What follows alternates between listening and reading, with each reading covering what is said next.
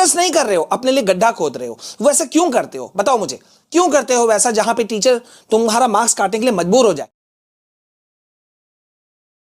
Welcome back. देखो यार, इस वक्त ये वीडियो ना बहुत अर्जेंट होने वाली है तुम लोगों के लिए, क्योंकि मैं तुम्हें ऐसी कुछ बातें बताने वाला हूं जिससे कि तुम्हारे मार्क्स कटने ही वाले हैं। तुम देख सकते होगे मेरे वीडियोस आने में कुछ फ्रीक्वेंसी कम हो गया है, बिकॉज जो एग्जाम्स होने शुरू हो चुके हैं, यानी कि जो कंप्लीट हो चुके हैं, उनकी कॉपी चेकिंग प्रोसेस जो है वो शुरू हो चुकी है। तुम लोगों को पता है सीबीएसई के इंस्ट्रक्शंस हैं, इस बार हर सब्जेक्ट के कॉपी को 10 से 12 दिन के अंदर में कंप्लीट करना है।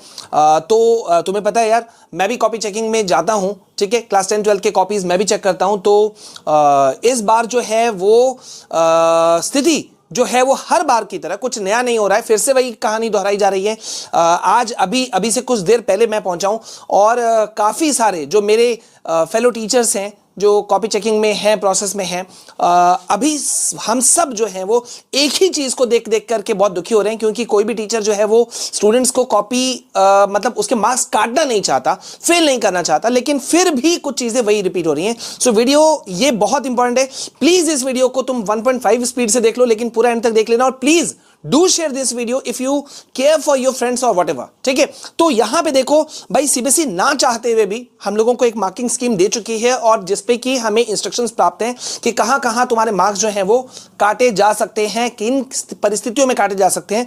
मैं वो इंस्ट्रक्शंस तो तुमको डायरेक्ट नहीं दिखा सकता, मार्किंग स्कीम तो तुमको नहीं दिखा सकता, लेकिन मैं तुमको क्लियर कट बता दे रहा हूं कि कहां कहां मार्क्स तुम लोगों के कटने वाले हैं, या कहां से तुम अपने मार्क्स को कटने से बचा सकते हो।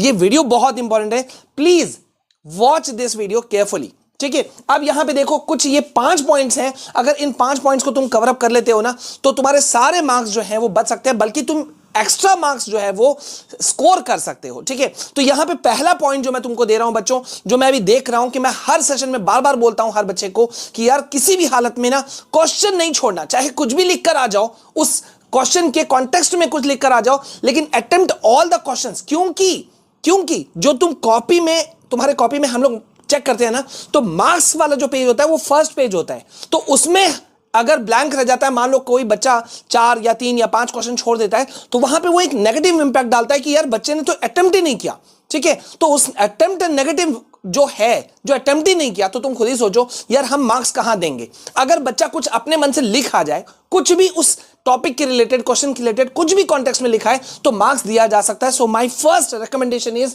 अटेम्प्ट ऑल द क्वेश्चन, ठीक है। नंबर 2, अब नंबर 2 है स्टेप मार्किंग। मान लो कि भाई बच्चे तुम लोग कोई क्वेश्चन को नहीं बना पा रहे हो, ठीक है, ये होता है, सबके साथ होता है। मैं जब स्टूडेंट था मेरे साथ में भी होता था, सबके साथ में होता है। लास्ट टॉपर जो इस बार रहा 2023 का, उसके साथ भी हुआ था।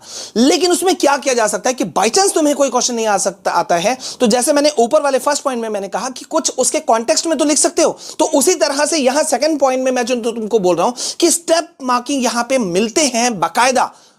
स्टेप मार्किंग मतलब अगर तुम जैसे सपोज मैथ्स में हो, ठीक है, तो तुम अगर उससे रिलेटेड कुछ भी लिख देते हो, ठीक है, कुछ स्टेप तक, मान लो कि तुम्हारा पूरा फाइनल आंसर तुमको निकालना नहीं आता, लेकिन तुम स्टेप 1 2 3 कम से कम 3-4 स्टेप्स लिख देते हो, तो 5 नंबर का अगर क्वेश्चन है, 4 नंबर का अगर क्वेश्चन है, तो कम से कम 2-3 नंबर तो उठा पाओगे, ठीक है। तो इसके लिए तुम्हें क्या करना होगा, स्टेप मार्किंग देखो कहां कहां हम लोग दे रहे हैं, मैं तुमको बता देता हूं। फॉर्मेट पे मिल रहा है, फिगर और फ्लो चार्ट्स अगर तुम ड्रॉ कर रहे हो तो उस पर हम तुमको मार्क्स दे रहे हैं। मैथ्स के क्वेश्चन में, साइंस के क्वेश्चन में अगर यूनिट्स है, कहीं कोई डेटा आ रहा है, अगर उस डेटा को तुम लिख रहे हो और उस डेटा को बॉक्स में डाल दे रहे हो, तो वहां पे हम लोग तुम्हें नंबर दे रहे हैं। बहुत काम की बातें हो रही हैं यहां पे, प्लीज वीडियो को यहां पे एक बार लाइक कर दो, और तुमने ऐसा कुछ किया कि नहीं किया ये भी मुझे कमेंट सेक्शन में बता दो। अब तीसरा है बहुत ही इंपॉर्टेंट, एक बच्चा कितना भी अच्छा लिख रहा है, आज ही एक कॉपी मैंने देखा कि यार बहुत अच्छा लिख रहा है, लेकिन पेपर प्रेजेंटेशन, पेपर को सजाने का ढंग उसे नहीं आता। यार मैंने लास्ट ईयर बहुत वीडियोस बनाए थे, लेकिन इस बार ड्यूटी टफ है, ठीक है। तो शुरू से ही मुझे लगना पड़ गया, पिछले बार मैं थोड़ा सा बीमार था, तो काफी टाइम मैंने शुरुआती कुछ पेपर्स में मैंने छुट्टी भी ले रखा था, लेकिन इस वक्त हम फंसे हुए हैं, ठीक है। सो यहाँ पे अभी पावर कट भी हो गया, सॉरी यार पावर कट हो चुका है, ठीक है, नो इश्यूज। मैं तुम्हें वर्बली बता दे रहा हूं नेक्स्ट जो 1-2 पॉइंट्स बचे हुए हैं कि पहला तो तुम पेपर प्रेजेंटेशन अगर तुम नहीं करते हो, एक क्वेश्चन और दूसरे क्वेश्चन के बीच में तुम गैप नहीं छोड़ते हो, ठीक है, तो उस जगह तुम्हें प्रॉब्लम आना ही आना है, तुम्हें मार्क्स जो है वो तुम्हारे कटेंगे।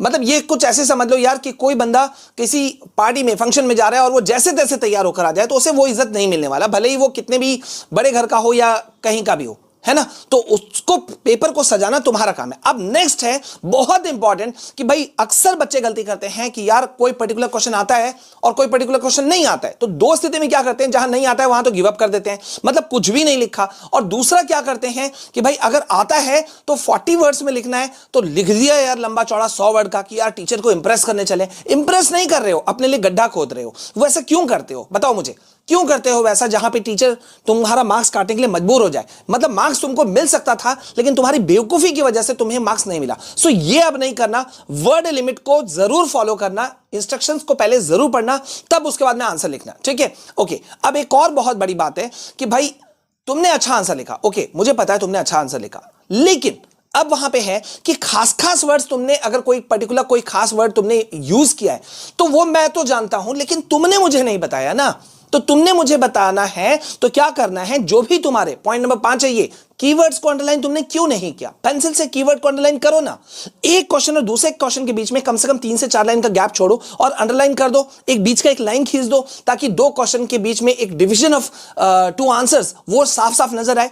देखो यार सीधी सी बात है, तुम्हारा क्वेश्चन है, तुम्हारा आंसर शीट है, तुमको मार्क्स चाहिए कि नहीं चाहिए ये हमें बता दो, तभी हम नंबर दे पाएंगे। लास्ट ईयर मेरे पास से, मेरे हाथ से एक भी स्टूडेंट फेल नहीं हुआ था, और मैं इस बार भी नहीं चाहता हूं, अभी तक हुआ भी नहीं है, बट मैं चाहता हूं कि मार्क्स मिले तुम लोगों को। अगर तुम चाहते हो कि मार्क्स मिले सो गो फॉर इट, ठीक है। तो यार वीडियोस थोड़े कम बन रहे हैं, कोई इश्यूज नहीं है। साइंस मैथ सबका इंपॉर्टेंट क्वेश्चन आंसर का सीरीज जो है वो मैंने अपने टीम को कह दिया है, तुम लोगों के लिए फ्री नोट्स जो है वो 2-2 3-3 मिनट के वीडियो के अंदर में तुमको सारे नोट्स दे दिए जाएंगे, ठीक है। तो कल से तुम्हें मिलने शुरू हो जाएंगे, कल का तुम अच्छे से पेपर लिखो और ये रूल्स जो मैंने तुमको बताया जरूर फॉलो करना, ठीक है। अभी के लिए बस इतना, all the very best, but do follow the rules, promise me.